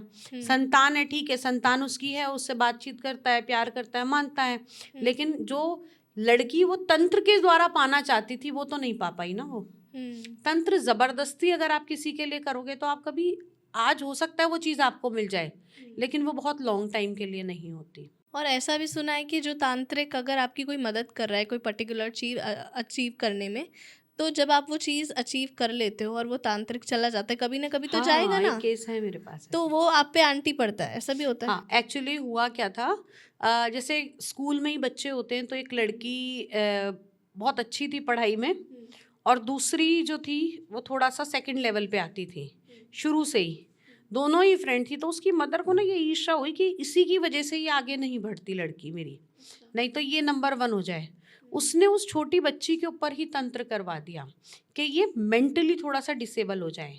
अब तंत्र करने वाला जो था ना, उसने क्या करा, बच्ची देख के उसने उसके ऊपर ब्रह्म राक्षस छोड़ा। अच्छा। जो बहुत सात्विक होते हैं, मंत्रों का उच्चारण ये वो, उनको सब वो चीज़ें चाहिए होती हैं, ठीक है। उसने कहा छोटी बच्ची है, अबोध है, और मीनवाइल अचानक ही उस तांत्रिक की डेथ हो गई। ओके। अब वो लड़की अपनी बचपन की अवस्था से किशोर अवस्था में आई। वहाँ पर उसके पीरियड्स के टाइम भी होते थे, अशुद्धता के दिन भी होते थे, क्योंकि वो ब्रह्म राक्षस था, वो उस टाइम पे उसके साथ नहीं रहना चाहता था। अच्छा। अब धीरे धीरे जब उसको तकलीफ होने लगी ना, तो उसने उस बच्ची को तकलीफ देनी शुरू कर दी। बहुत सारी चीज़ें निकली, वो लड़की बहुत परेशान हो गई। मतलब जिसे कहते हैं कि एक बहुत ब्रिलियंट बच्चा बिल्कुल ख़त्म के लेवल पे आ जाना, घर वाले भी परेशान हुए। तो कहीं ना कहीं से सर्च करके वो लोग पास में आए, तो फिर पता लगा, फिर उस चीज़ ने बोला कि मैं खुद नहीं आया और ना ही मैं इस बच्ची को परेशान करना चाहता हूँ, लेकिन मेरी भी कुछ मजबूरियाँ थी। आजकल ना बहुत सारे लोग तो ऐसा करते हैं, इसका पकड़ा उस पे छोड़ा, उसका पकड़ा उस पे छोड़ा, बस यही काम करते हैं। 2 सवाल है मेरे यहाँ पे। पहला कि जब आपने बोला, उस चीज़ ने बोला, तो स्पिरिट इमर्ज्ड हुई? हाँ, बिल्कुल। और आप उनसे बात कर सकते हैं, क्योंकि आप कभी भी देखोगे तो जो ये पावर्स होती हैं, ये बॉडी से ही बोलती हैं, और वो सामने साक्षात बोल के दिखाई देती हैं। तो आप कैसे डील करते हो ऐसी सिचुएशंस में? तभी तो माँ साथ देती है। हम कौन है डील करने वाले? जो वो ठीक कराना चाहती है, जो वो करती है, वो ही चीज़ें होती हैं। और कुछ विधियाँ होती हैं, जैसे आपको अगर डॉक्टर बनना है तो पहले आपको उसका कोर्स करना पड़ेगा, आपको डील करना सीखना पड़ेगा। तो अगर ये सब चीज़ें करते हैं तो पहले इन सब चीज़ों को सीखा जाता है तंत्र के, मंत्र के, यंत्र के और साधना के ज़रिए। और पहली बात बता दूं, मैं एक दिन में कोई चीज़ समझ में नहीं आती है। अगर आप ये समझोगे कि छोटी छोटी कोई भी साधना करके आप ये सब चीज़ें कर लोगे, तो इनिशियली स्टेज पर हो जाती हैं, वो बहुत लॉन्ग टाइम तक आपका साथ नहीं देती हैं। धीरे धीरे करके कई बार अगर वो आप उनको तरीके से नहीं चलाते हो या तरीके से नहीं अपनी भक्ति साधना पूरी करते हो, तो वो चीज़ें आपको भी खा जाती हैं, आप पर भी उल्टी पड़ती हैं। दूसरी चीज़ मैं ये पूछना चाह रही थी कि ऐसे भारत देश में कितने ही लोग होंगे जो तंत्र को पूरी तरीके से समझते हैं और सही करते हैं, क्योंकि ये बिजनेस ना बहुत अडल्ट्रेटेड लगता है मुझे। मतलब मेरे पास तो बहुत से लोग ऐसे भी होते हैं जो सब तरफ से हताश हो चुके होते हैं और फिर आते हैं। तो इसके अंदर देखो 2-3 चीज़ें बड़ी कॉमन आ रही हैं आजकल जी। पैसे के लिए, रिलेशनशिप के लिए, हेल्थ के लिए और हेल्थ के लिए। यही 3 चीज़ें, और इन तीनों का ही बड़ा मतलब तंत्र का बड़ा मिसयूज़ करके इन तीनों को ही बहुत डिस्टर्ब किया हुआ है। सबसे ज़्यादा जो केसेस आते हैं वो आते हैं एक्स्ट्रा मैरिटल अफेयर्स के, सबसे ज़्यादा। और उसके अंदर आप यकीन नहीं करोगे, इतनी अभी मेरे पास थोड़े टाइम पहले एक केस आया था। That person was 60 years। अच्छा, 60 और बहुत हाई लेवल पे से भी नहीं था। जैसे होता है ना, कई बार आप किसी को टालना चाहते हो तो आप बोलते हो, तो उसका आया कि मैं ऐसे ऐसे, मतलब मैं पर्टिकुलर रिश्ते का तो नाम नहीं लूँगी, कि मैं उनसे ऐसे शादी करना चाहता हूँ और मैं पिछले 3 साल से उनसे रिलेशनशिप में हूँ। मेरी भी वाइफ एक्सपायर हो चुकी हैं और उनके हस्बैंड एक्सपायर हो चुके हैं। तो अब मैं ये चाहता हूँ कि अब भाई ये मेरे साथ रहें। और मैंने कहा आप क्यों शादी करना चाहते हो? कह रहे मैडम बड़ा परेशान हूँ, रात को आता हूँ खाना बनाना पड़ता है, ये करता हूँ। मैंने कहा देन आप एक मेड रख लो, 1000-2000 रुपये में आपका काम कर देगी। तो कहते हैं नहीं नहीं, मेरे को तो उसके साथ रहना है, मैं उससे बहुत प्रेम करता हूँ, ये वो। मैंने कहा तो आप कर लो। तो कहता है नहीं, मेरे बच्चे और बहू अलाउ नहीं करते। तो उनको टालने के लिए मैंने बोला कि इसमें इतना सच अमाउंट लगेगा और उसके बाद में ये होगा, क्योंकि वो किसी तरीके से मानने के लिए तैयार नहीं था। कहता है मैं तो इतने पैसे नहीं दे सकता। मैंने कहा तो फिर रहने दो, फिर मैं नहीं कर सकती। अब होता है ना कि आप किसी को एकदम से रिग्रेट नहीं कर सकते, उसको ये नहीं कह सकते कि आपकी एज नहीं है या आपको नहीं करना चाहिए या आपके लिए सही नहीं है। वो व्यक्ति कहते हैं ना, जब किसी के दिमाग पे इश्क का भूत सवार होता है तो वो किसी की नहीं सुनता। तो वो मेरी सुन ही नहीं रहा था किसी भी तरीके से। देन आई सेड के भैया इतना सच अमाउंट लगेगा। आप बिलीव नहीं करोगे, 2.5 महीने के बाद उसका दोबारा कॉल आया, मैडम मैंने मेहनत करके इतने पैसे जोड़ लिए, लिटरली। देन आई सेड कि नहीं नहीं, इतने नहीं, इतने पैसे लगेंगे। तो कहता अब आप मेरा काम करना ही नहीं चाहते। अब उसको क्या बोलूँ? मैंने उसको लास्टली यही बोला, मैंने कहा भैया ज़बरदस्ती तंत्र करा के किसी के ऊपर फ़ायदा नहीं है और मैं ये काम करती नहीं हूँ। कहता वो ना आप किसी और के साथ इन्वॉल्व है। मैंने कहा पहली बात तो कि जब तक वो आपके साथ थी, अगर वो आपसे प्यार करती तो वो दूसरे के पास जाती ही नहीं। अगर वो दूसरे के साथ में इन्वॉल्व है तो आप ज़बरदस्ती उसको बुला नहीं सकते। हाँ, ये हो सकता है कि आप दोनों ही किसी से अटैच हो और कोई तीसरा इंटरफेयर कर रहा है, या जैसे हमारी मैरिड लाइफ होती है उसमें कोई बाहर का व्यक्ति आ जाता है, तो मैं केसेस करती हूँ कि किसी की गृहस्थी ना बिगड़े। और किसी के हेल्थ के इश्यूज़ हैं, बहुत से लोगों पे नेगेटिव एनर्जीज़ होती हैं, उन लोगों को लगता है कि हाँ भाई हमारे ऊपर नेगेटिव एनर्जीज़ हैं, फिर मैं चेक करती हूँ, अगर नहीं होती है देन आई सेड के नहीं भैया तुम्हारी कुंडली में ऐसा कोई योग ही नहीं है, तुम्हारी ग्रह दशा ही ऐसी चल रही है जिसके कारण तुम्हें ये हेल्थ प्रॉब्लम्स आनी आनी है। इसके लिए एक रेमेडियल पार्ट कर लो, क्योंकि हर चीज़ तंत्र से जुड़ी हुई नहीं है। अच्छा, एक बहुत ही ऐसे रैंडम सवाल आया मगर बहुत ज़रूरी है, आई एम श्योर कि जो लोग सुन रहे हैं उनके दिमाग में भी आया होगा कि जब हमारी ज़िंदगी में भी कुछ घट रहा होता है, कहीं ना किसी स्पेक्ट्रम में तो घट ही रहा है, चाहे Right. रिलेशनशिप्स हैं, हेल्थ हैं या फिर पैसा है, और हमें उसका जवाब नहीं मिलता, तो हम ना इन ऑकल्ट साइंस के थ्रू अब रास्ता बनाने की कोशिश करते हैं, जानने की कोशिश करते हैं। पहले एस्ट्रोलॉजी में जाते हैं, फिर घर चेक करवाते हैं, वास्तु में जाते हैं, फिर अब मैंने एक और मॉडलिटी सुनी, पास्ट लाइफ आती है, अब हम आज तंत्र की बात कर रहे हैं। तो जब किसी की ज़िंदगी में कुछ घट रहा है तो उसे कैसा पता चलेगा कि उसे कौन सी मॉडलिटी चूज़ करनी है, उसके लिए क्या सही है? सबसे पहले मैं कहूँगी कि अगर आपको जानना है ना तो आप अपनी कुंडली चेक करो। जैसे मेरे साथ भी एग्जाम्पल रहा है, मैं आपको प्री टॉक में पहले ही बता चुकी हूँ कि मेरा एक फेज़ आया था जिसमें चीज़ें अच्छी नहीं चल रही थी। तब उस समय पे मैंने अगर अपनी कुंडली चेक करवाई थी तो कुछ भी नहीं निकला था, सारे दशा अच्छी थी, सब कुछ अच्छा चल रहा, और किसी को समझ नहीं आ रहा था ये क्यों है। तो फिर सेकंड डाउट जाता है कि इसको नज़र लगी है। नहीं, मैं आपको बताती हूँ, नज़र भी तभी लगेगी जब आपका ऑरा वीक होगा। और ऑरा कब वीक होगा? जब आपकी ग्रह दशा वैसी होगी। अच्छा, ठीक है। आपकी हॉरोस्कोप में ये चीज़ पहले होती है। हॉरोस्कोप ये भी बताती है कि इसके ऊपर तंत्र हुआ है, और हॉरोस्कोप ये भी बताती है कि ये व्यक्ति तंत्र करने वाला है। अच्छा, आपकी कुंडली के 12 भाव के अंदर आपके पड़ोसी से लेकर आपके सारे रिश्तेदार, आपके कलीग्स, आपके घर का मतलब सर्वेंट, सब आपकी कुंडली से रिलेटेड हैं और उससे कुछ भी जाना जा सकता है। और ये भी पता लग सकता है कि यहाँ पे पास्ट लाइफ से आ रही हैं चीज़ें और यहाँ पर तंत्र हुआ है। हाँ, अब इसके अंदर ना मैं स्कैनिंग करती हूँ फोटो के थ्रू। ओके। वो कुछ मंत्रों और फोटो के थ्रू स्कैनिंग होती है, जिससे पता लगता है कि इस पे ब्लैक मैजिक है, इस पे कोई स्पिरिट है, इसके ऊपर कोई वास्तु दोष है, या ये किसी ने कुछ नहीं किया लेकिन व्यक्ति सिर्फ वहां से निकल रहा था। आपने कई बार देखा होगा कि चौराहों पे अलग अलग चीजें लोग उतार के रख देते हैं, और ये होलियों के टाइम में बहुत होता है। होली, दिवाली, दशहरा, चौराहों पे आपको बहुत चीज़ें ऐसी देखने को मिलेंगी। तभी अच्छा। हमारे बुजुर्ग कहते थे ना, जरा ध्यान से जाइयो, देख के चलियो। तो वो चीज़ें कई बार ऐसा होता है कि अगर वो किसी ने वहाँ करके भी रखी है ना और आप उसके ऊपर से निकल भी जाते हो, तो वो अनवांटेड चीज़ें भी आपके साथ में अटैच हो जाती हैं। ऐसे केसेस तो हमने पास्ट लाइफ में सुने थे बहुत होते कि हैं। कोई got down to relieve himself और हाँ, फिर उनके साथ अटैच हो उनके गए। साथ अटैच हो जाती है। तो बहुत सारी चीज़ें ऐसी होती हैं कि उसमें देखने को ऐसा मिलेगा। मेरे पास ऐसे बहुत सारे केसेस हैं। मेरे पास तो ऐसे भी केसेस हैं जहाँ पे फोटोग्राफ तक चेंज 3D इम्पैक्ट में आई थी, मैंने अगर फोटो खींची थी तो। मतलब?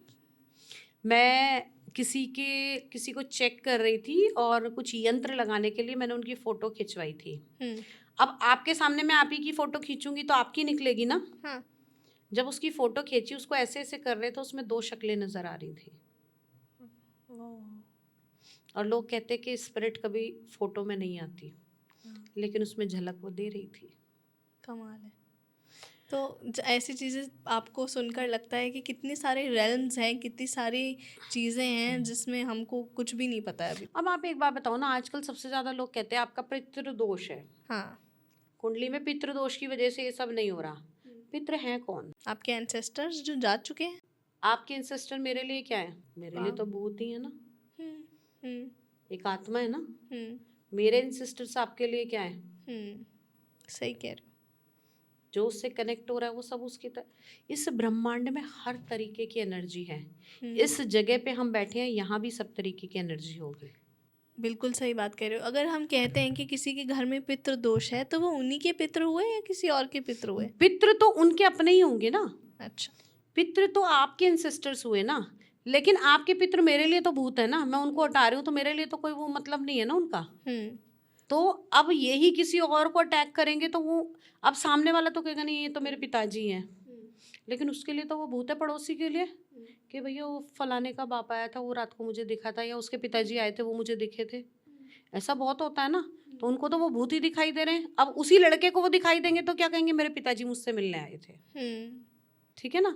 तो है स्पिरिट वही, लेकिन रिश्ता कह लो या उससे ये कह लो कि आपके साथ में उसका जो संबंध है या आपके देखने का नजरिया जो है वो अलग है। बिल्कुल सही है सब कुछ इसी ब्रह्मांड में। काफ़ी डीप कॉन्वर्सेशन चली गई है, मेरे को बहुत मज़ा आ रहा है। Though I want to continue, but हम कंटिन्यू करेंगे इस प्रॉमिस पे कि आप लौट के आओगे एक तंत्र स्पेशल एपिसोड के साथ। हाँ, अगर आपके व्यूअर्स कमेंट करके बुलाएंगे तो मैं डेफिनेटली आऊँगी। हाँ, डन है। जाने से पहले आप क्या कहोगे हमारे ऑडियंसेस के लिए, स्पेसिफिकली 2025 के नवरात्रों को पूर्ण तरीके से उनका रस को एक्सपीरियंस करने के लिए क्या करना चाहिए? आपको माँ की आराधना करनी चाहिए। आप जिस भी हाल में हैं, जैसे भी हैं, कुछ मंत्र तंत्र यंत्र कुछ नहीं आता, तो सिर्फ माँ कहकर बुलाओ और माँ के नाम से ही जप करो। सिर्फ उसमें शक्ति में आपको जो रूप दिखाई देता है, सिर्फ उसकी उपासना करो। अब इसके अंदर सबसे बड़ी चीज़, आप रेमेडियल पार्ट क्या कर सकते हो, क्योंकि हर किसी को ना उपाय चाहिए। किसी को भी परेशानी तो हम भुगत ही रहे हैं, लेकिन आप उपाय बताओ। अगर आप इस समय पे, अगर आपके यहाँ विवाह नहीं हो रहा, तो माँ कात्यायनी की पूजा करके सुहाग की चीज़ें आपको बांटनी चाहिए। ठीक है। अगर आपके घर के अंदर हस्बैंड वाइफ की नहीं बन रही, तो 8वें नवरात्रे पे माँ गौरी की पूजा होती है। आपने माँ गौरी को हल्दी, मेहंदी और सिंदूर अवश्य चढ़ाना चाहिए। ये 3 चीज़ आप चढ़ाएंगे तो आपके घर में, जैसे आपने माँ को ये बोलना है कि जैसे आपको अमर सुहाग मिला, जैसे आपको प्रेम मिला, ऐसा वरदान मुझे भी चाहिए। और आप इसी इच्छा को उनके आगे रखकर फिर माँ की पूजा कीजिए, तो आपको बहुत अच्छे रिजल्ट आते हैं। क्योंकि कहते हैं ना, भगवान किसी चीज़ का नहीं, सिर्फ आपकी भावना का भूखा है। अगर आपके घर के अंदर कोई प्रॉब्लम चल रही है, लक्ष्मी नहीं आ रही है, तो आपको माँ लक्ष्मी की आराधना करनी चाहिए। माँ लक्ष्मी की आराधना के लिए आपको लाल रंग के फूल, साथ में गुलाब का इत्र और मखाने और किशमिश का भोग अगर आप नवरात्रों में माँ को देते हैं, तो आपके घर में लक्ष्मी स्थापित होती हैं और सदा के लिए विराजमान रहती हैं। जिनको हेल्थ के इशू हैं, हेल्थ ठीक नहीं हो पा रही है, किसी भी प्रकार की ऊर्जा की कमी है, शक्ति की कमी है, उन्हें माँ कालरात्रि की पूजा करनी चाहिए कि आप जैसी भी हो मेरे कष्टों को काटो बस। और माँ कालरात्रि को पान का बीड़ा, चूना लगा हुआ, अच्छा, क्योंकि हनुमान जी की पूजा में हनुमान जी के बीड़े में चूना नहीं जाता है, लेकिन जो उग्र स्वरूप देवियां हैं उसमें चूना जाता है। तो मीठा पान का बीड़ा माँ कालरात्रि के नाम से आपको अर्पित करना चाहिए। और कालरात्रि के 7वें नवरात्रि वाले दिन अपने ऊपर से एक नारियल उसार कर किसी भी काली मंदिर में जाकर रख दो, तो आपकी हेल्थ के जो इशू हैं वो बहुत जल्दी इजीली आपके रिजॉल्व हो जाएंगे। These are just tools to help you ease. Right. हाँ, अगर अच्छा लगा हो हाँ, तो मैं फिर आऊँगी। बिल्कुल। और अगर आपके मन में भी कोई ऐसा सवाल है जो आप पूछना चाहते हैं, हाँ, तो आप कमेंट बॉक्स में लिख दीजिएगा, मैं ज़रूर रिप्लाई करूँगी।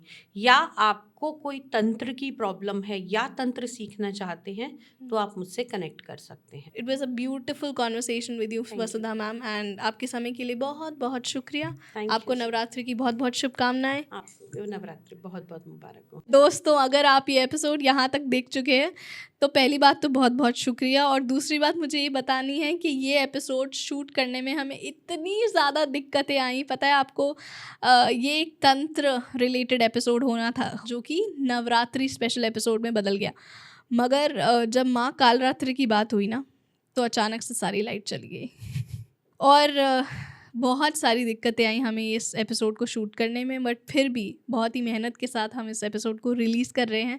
ये पार्ट ऑफ कंटेंट क्रिएशन है शायद, कि कुछ एपिसोड्स होते हैं जिसमें बहुत दिक्कत आती है, ऑडियो, कैमरा, गेस्ट, मतलब मैं कहाँ से स्टार्ट करूँ।